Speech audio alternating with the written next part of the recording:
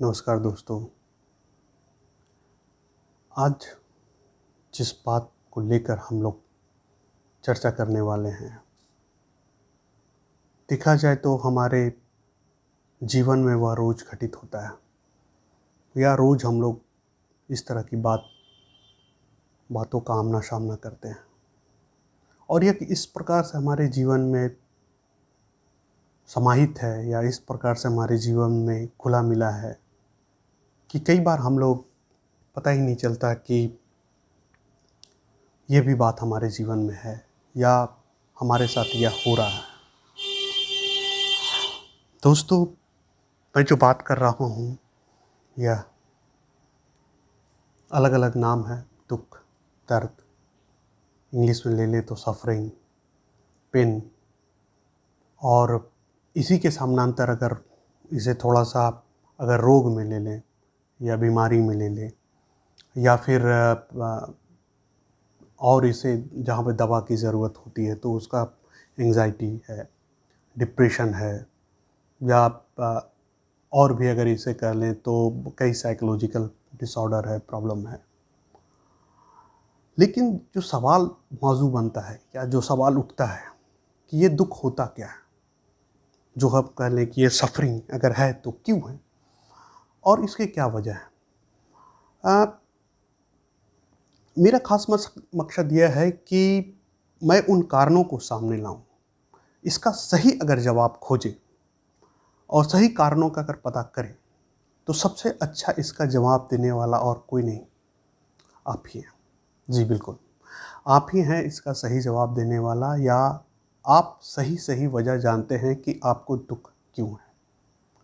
लेकिन अब यहाँ से जो सवाल आता है, ये काफ़ी तार्किक है, लॉजिकल है, और सवाल यह है कि क्या एक्स को जो दुःख हो रही है किसी वजह से और वाई को जो दुःख हो रही है वह अलग-अलग प्रवृत्ति के है, या किसी जेड को जो दुःख हो रही है क्या अलग प्रवृत्ति के है। तार्किक होना अच्छा है। तार्किक होकर हम कई चीज़ों को, समस्याओं का समाधान भी खोजते हैं और उसका हल तक भी पहुँचने की कोशिश करते हैं। हम कई बार अपने दुःख को लेकर इस टर्म में तो बात करते हैं, इस रूप में तो बात करते हैं कि मेरा दुःख ज़्यादा है, तुम्हारा दुःख कम है, या मैं बहुत दुखी हूँ, इतना दुखी कोई नहीं है। लेकिन कभी हम ये नहीं कहते हैं कि मेरा दुःख तुमसे अलग है, या कारण अलग हो सकता है लेकिन मेरा दुःख तुमसे अलग है, या मेरे दुःख का अलग फीलिंग है या तुम्हारे दुःख का अलग फीलिंग है, क्योंकि हमें अनुभूति नहीं है। हम नहीं जानते कि सामने वाला क्यों दुःख, हमें ये लगता है मेरा दुःख बड़ा है। और हर आदमी, आप जिससे भी बात करें, उसे लगता है कि उसके जीवन की संघर्ष सबसे बड़ी है, उसकी दुःख सबसे बड़ी है, या उसकी पीड़ा सबसे बड़ी है। एक नज़रिए से अगर देखा जाए तो ये अच्छा भी है।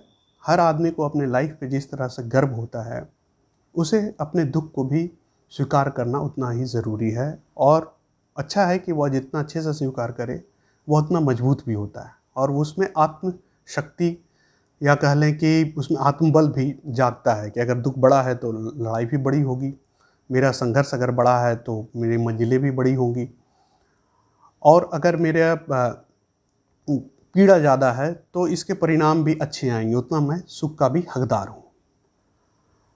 लेकिन जो बड़ी बात यह है कि हमें कई बातों से दुःख होता है। कई बार हम रिश्तों के लेकर दुखी होते हैं, कई बार हम आर्थिक रूप से अभावपन या आर्थिक रूप से कमी या पिछड़ेपन के कारण दुखी होते हैं। कई बार हमें किसी कारणवश या दूसरे को देखकर, या किसी कह लें कि आम आदमी के दूसरे की ज़िंदगी देखकर दुखी हो लें, तब दुःख होता है। लेकिन इसमें जो बड़ी बात यह है, या बड़ी बारीक सी बात यह है कि क्या किसी दुःख को देखकर हम उतना ही दुखी होते हैं उतना जितना सब होता है, या ये हमारा अपना समस्या है या अपनी समस्या है, या हमारा खास करके या हमारी समस्या है। इसका मैं जवाब एक उदाहरण से देना चाहूँगा आप लोग को, या आप लोग को समझाना चाहूँगा एक उदाहरण देकर कि अगर देखा जाए, या खुदा न खास्ते आपने कभी रोड पर एक एक्सीडेंट को देखा होगा। कोई आदमी मान लीजिए रोड पे एक्सीडेंट हो जाता है किसी का, और वह अचेत हो जाता है, यानी कि वो पूरा मानसिक अवस्था उसकी नहीं रहती है, वो निढाल पड़ा हुआ है। अब वहाँ पे हो सकता है कि 4 आदमी वहाँ हैं। एक मान लीजिए कोई महिला हो, वह देखते ही वो छाती पीट के रोने लगे या उसे लगे कि ये क्या हो गया, ये ऐसा नहीं होना चाहिए। कोई हो सकता है देख के रोने धोने लगे और विलाप करने लगे कि भाई जवान लड़का था, इस तरह से उसका एक्सीडेंट हो गया, दुर्घटना का शिकार हुआ। इसी तरह से हर आदमी के अपने रिएक्शन। कोई हो सकता है कि गाड़ी से जा रहा हो और रुके तक ना, वो देखे एक नज़र से और लगे भीड़ भाड़ में क्या रुकना, वो सीधे निकल जाए। लेकिन कोई आदमी आता है, वो ना रोता है ना धोता है और ना ही वो निकल जाता है। वह देखता है और देखने के बाद वह सीधे हेल्पलाइन में फ़ोन करता है, पुलिस हेल्पलाइन में एम्बुलेंस मंगवाता है और वह बच्चा उस पर उस मरीज़ को उस पे चढ़ाया जाता है और हॉस्पिटल लेके चला जाता है। उसके बाद वो सीधा चल जाता है। अब हमने देखा कि एक ही घटना के प्रति अलग अलग तरह की प्रतिक्रिया सबकी थी। तो क्या जो वहाँ पे मान लीजिए 3 लोग थे, ए बी सी डी, तो सबसे अच्छा फैसला किसने लिया? जो बहुत कम रोया या ज़्यादा रोया या जो अपना कर्तव्य निर्वहन किया फिर अपने काम में लग गया, वो जो देखकर कोई रिएक्शन एक्शन नहीं किया, सीधे बढ़ गया। इन सारे मामलों में आप देखेंगे तो अलग अलग आदमी की प्रतिक्रिया अलग थी। ठीक इसी प्रकार किसी भी दुख या किसी भी खास करके ऐसे सिचुएशन, परिस्थिति जो दुखों का कारण हो सकती है, चाहे वो रिश्तों में हो या वो आर्थिक रूप से हो या किसी सामाजिक कारण हो या किसी दूसरे का उदाहरण हो, वह अलग अलग लोगों के लिए अगर सेम परिस्थिति आए तो वो अलग अलग दुखी होंगे। इसका मतलब यह है कि कई बार दुखों की वजह हमारी बाह्य ना होकर हमारी आंतरिक पक्ष है, यानी कि हमारे अंदर में ही दुखों का कारण है और हम उसकी वजह बाहर ढूंढते हैं। कहने का आशय यह है कि हम अपने दुखों का जो समूल नाश है या दुखों से निवारण है वो हमारे अंदर है, क्योंकि कारण भी अंदर है। वरना एक ही परिस्थिति में कोई आगे क्यों निकल जाता है, कोई चुप क्यों रह जाता है, कोई हंसता क्यों रह जाता है या कोई न हंसता है न रोता है, बहुत ही धैर्यवान क्यों दिखता है और कोई विलाप क्यों करने लगता है। और बहुत बढ़िया कहा गया है कि जो उच्च गुणवान पुरुष होते हैं, जिसमें ईश्वरीय तत्व ज़्यादा होता है या जो बहुत ही गंभीर आदमी होते हैं, वह ना खुशी होने पे बहुत खुश होते हैं, ना दुखी होने पे बहुत दुख होते हैं, समतुल्य होते हैं। और हमारे अलग अलग धर्मों में भी दुख की पड़ताल करने की कोशिश की गई है। आप बुद्धिज़्म पढ़ेंगे तो बुद्धिज़्म में भी 4 आर्य सत्य की बात हुई है।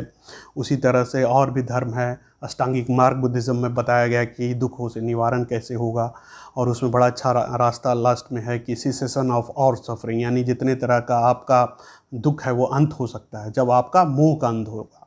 उसी तरह से मोक्ष की कल्पना है कि मोह का क्षय होना ही मोक्ष है। लेकिन करना तो जाहिर सी बात है आप ही को है, कोई और तो करेगा नहीं, या हमारे दुखों को कोई और तो कम कर नहीं सकता ना। तो कारण भी हमें खुद जानना होगा और वह कारण बाहर ना होकर अंदर है। कई बार हम ये मान लेते हैं कि कोई इसलिए खुशी है कि उसके पास अथाह दौलत है या अथाह पैसे हैं और हम इसलिए दुखी हैं कि हमारे यहाँ अभाव है। तो क्या ये जो हमारा अभावपन है यह हमेशा अभावपन ही है? हमारे से नीचे भी तो लोग हैं। भारत की जो जनसंख्या है 1 अरब 30 करोड़ के आसपास है। क्या 1 अरब 30 करोड़ की जनसंख्या सब हमसे अमीर है? ये भी अपने आप से सवाल पूछना चाहिए। या कितने लोग अमीर हैं हमसे? या क्या 1 अरब और 30 करोड़ की जनसंख्या सब इसी कारण से दुखी है? या जिसके पास हमसे जितना ज़्यादा गुना संपत्ति है, क्या उतना गुना वो खुश है हमसे ज़्यादा? अगर देखा जाए, मान लीजिए कि मेरी 10,000 की इनकम है या 5,000 या 8,000 मैं कमाता हूँ महीने की, और किसी की मान लीजिए 8 लाख इनकम है या 8 करोड़ इनकम है या 80,000 इनकम है, हमसे 10 गुना या कई सौ गुना ज़्यादा कमाता है। हम लोग सुनते हैं कि कई XYZ आदमी इतने पैसे उनके पास हैं कि उनके पास गिनने का समय नहीं है, या इतना कुछ उनके पास है, इतनी गाड़ियां हैं कि बदलने का समय नहीं। इस तरह के कई उदाहरण देखते हैं और हम लोग पढ़ पढ़ के मतलब दिमाग में कई तरह की कल्पनाएं आती हैं और उन कल्पनाओं में से कई कल्पना हमें दुखी करती हैं।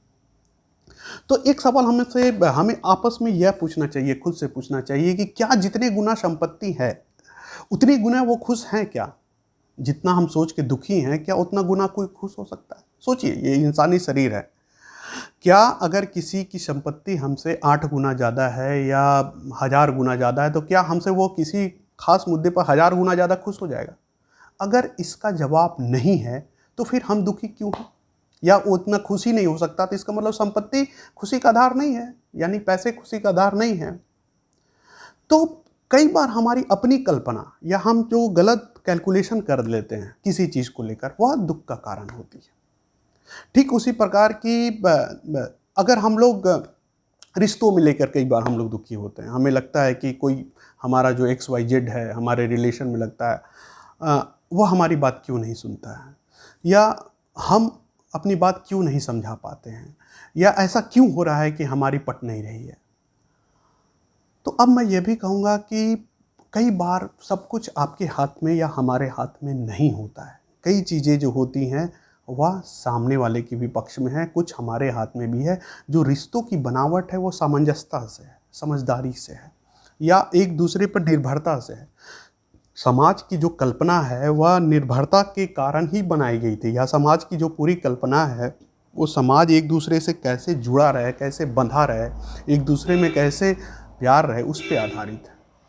तो कई बार कई सत्य को स्वीकार करना चाहिए। अगर कोई किसी व्यक्ति के लिए अगर मेरा होना अहमियत नहीं रखता है तो ठीक है, आप उसको एज इट इज़ स्वीकार करिए। आप ज़बरदस्ती जब थोपने की कोशिश करते हैं तो आपको दुख होता है, क्योंकि फिर सामने वाला आपको स्वीकार नहीं करता है। तो ज़बरदस्ती थोपना नहीं चाहिए। समय पे बहुत कुछ छोड़ देना चाहिए। समय बहुत कुछ ठीक करता है, और समय बहुत बड़ा मरहम है, और समय शाश्वत सत्य है। और समय का यह भी परिभाषा है कि समय में हर चीज़ें बदलती हैं। किसी चीज़ को अगर आप ताकत से या ज़बरदस्ती या ज़ोर करके बदलना चाहेंगे तो दुखों का कारण है यही। आप समय पे छोड़िए, समय को मलहम लगाने दीजिए। सबसे अच्छा है चुप हो जाना, कम बोलना, मौन व्रत लेना, या मित हो जाना। यानी कि ठीक है, मैं अपना ड्यूटी करूँगा, कर्तव्य निर्वहन करूँगा, और फिर समय अपना कर्तव्य करेगा, और जो सत्ता है, अदृश्य सत्ता है, वो अपना कर्तव्य करेगी। तो कई बार ज़बरदस्ती नहीं करना चाहिए, स्वीकार करना चाहिए जो भी चीज़ है। फिर कई बार हमारे दुखों का कारण यह होता है कि हम अपने काम से खुश नहीं होते हैं, और हमें लगता है कि बहुत ही वर्क प्रेशर है, या कई हमारे ऊपर काम का बहुत दबाव है, या मैं हमेशा मुझ पे दबाव रहता है। और कई बार हमारे दोस्त भी या कई लोग हमारे मित्र भी हैं, वो हमसे पूछते हैं कि सर काम से बहुत टेंशन रहता है, या काम से लेकर बहुत दुखी होता हूँ मैं। तो इसका एक नज़रिया यह भी हो सकता है कि अगर कोई आदमी 1 लाख रुपया कमा रहा हो या 10,000 रुपया कमा रहा हो, और अगर उसे फिर से कहीं से 10,000 की और इनकम होने लगे, और वो जो एक्स्ट्रा इनकम होगी उसे 10,000 की, जाहिर सी बात है उसके लिए अकाउंट खोलना पड़ेगा, एटीएम कार्ड का पिन याद करना पड़ेगा, या ऐसे 10 जगह से इनकम आ जाए तो उसे बहुत सारा मेहनत करना पड़ेगा। तो क्या आप वो टेंशन नहीं लेंगे? पूछना चाहिए। अगर वो टेंशन लेंगे, यानी कि कई सारे जो टेंशन हैं वो आपके जीवन में प्रगति का आधार है। आपके समाज में बने रहने की, समाज में स्वीकार्यता की, या समाज में एक उच्चस्थ पद प्राप्त करने का वह एक आधार है, नज़रिया है। अगर आप उस नज़रिया को नहीं, या उस नज़रिया को आप टेंशन के रूप में ले रहे हैं, तो आपको नज़रिया बदलने की ज़रूरत है। जो नौकरी है आपकी, या जो आपका पेशा है, वहाँ से आपको आधार है। ठीक इसी प्रकार से एक उदाहरण और जुड़ा है कि क्या मेरे पास 1 कार है, कोई और 4 कार देगा तो क्या मैं एक्सेप्ट करूँगा कि नहीं करूँगा? या 4 कार मैं खरीद रहा हूँ, या 4 कार खरीदने की मेरी हैसियत हो जाती है, तो क्या मैं वो 4 कार खरीदूँगा कि नहीं खरीदूँगा? यह जानते हुए कि वह 4 कार में मुझे पेट्रोल भी ज़्यादा भराना होगा, उसकी पार्किंग के लिए भी जगह चाहिए, उनका मेंटेनेंस खर्च भी है, और उसको चलाने में भी टेंशन होगा। तो हम ये टेंशन लेंगे कि नहीं लेंगे? तो फिर नौकरी से क्यों टेंशन? जहाँ हम काम करते हैं, जहाँ से मेरी पहचान है, और जहाँ से मैं दूसरे क्षेत्र में खुशी मनाता हूँ, भाई उस नौकरी से बहुत कुछ निर्भरता है मेरी, या उस बिज़नेस से बहुत निर्भरता है मेरी। मेरा घर चलता है, हमारे परिवार खुश रहते हैं, हम आस-पास दोस्तों या पड़ोसियों के साथ पार्टी करते हैं, एन्जॉय करते हैं, फिर उसको दुःख में क्यों लेना, या उसको नकारात्मक रूप में क्यों लेना? तो इस तरह से कई बातें हैं जो मैं समय-समय पे आपसे बात करता रहूँगा और शेयर करता रहूँगा, और उम्मीद है कि मेरी ये बातें आपको अच्छी लगेगी। तो धन्यवाद इन सब बातों के साथ ही, फिर अगले वीडियो में मिलेंगे कुछ नए मुद्दे के साथ, और इस तरह की बातें हम लोग किया करेंगे। नमस्कार, नमस्कार।